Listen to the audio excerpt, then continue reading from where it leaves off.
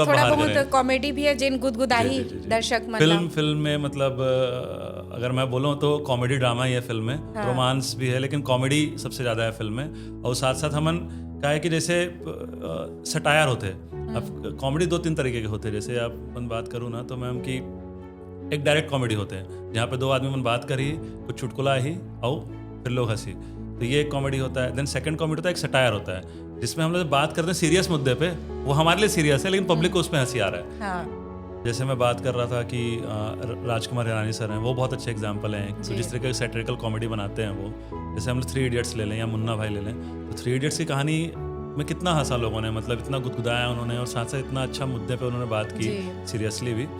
तो उनका जो स्टाइल है वो हम लोगों को बहुत पसंद है। तो हम लोग चाहते थे कि उस तरीके की फिल्म बना सकें जिसमें आप एक सामाजिक मुद्दा भी कैप्चर कर सकें, पब्लिक को एंटरटेन भी कर सकें, उन्हें हंसा भी सकें और साथ साथ उनको एक मैसेज देकर घर भेजें।